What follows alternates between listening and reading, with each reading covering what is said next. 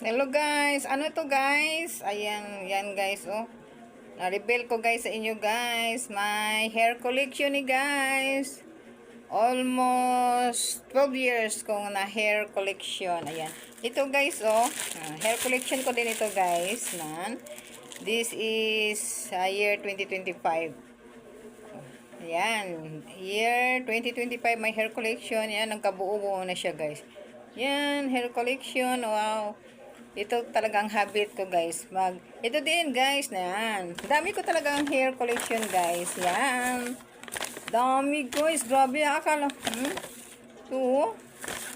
Imagine, habit ko siya talaga guys na mag-collection ng hair ko. Ito, galing ito sa habang nagsusuklay ako ng buhok ko.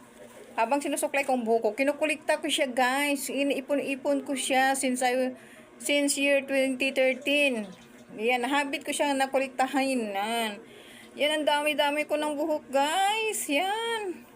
Buhok ito, guys. Nagkabuo-buo na. Bawat suklay ko ng buhok ko, yung year 2013, nandun ako sa Dubai kasi habang naliligo kami, time ng summer, March, yung time ng summer doon, yung mainit na tubig doon sa Dubai kasi yung super init ng mga tubig itong buwan, March, April, May, June, July, hanggang October. Sobrang init ng panahon dyan.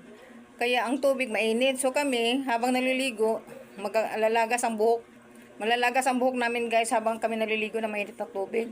Kaya kapag nagsusuklay ako guys, kinukulikta ko siya, nahabit ko siyang kuliktahin. Gato. Yan buhok ito guys. Ang dami, grabe. Kasi guys, alam mo, bakit ko siya nasimulan magkulikta? Kasi yung time na naliligo kami doon sa, sa banyo, yung doon kami, walo kaming Pinay doon, walo kami nagliligo.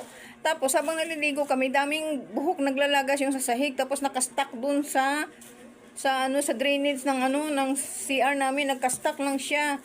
Dahil halos kami mga mataas ang mga buhok namin habang kami naliligo. Ang taas-taas ng mga buhok namin, tapos ang mga kapal-kapal. Kaya nakawiwili na ako magkolekta nito guys. So yan, buhok pa to guys. Yung iba, bakit kung naka-tissue pang itong iba?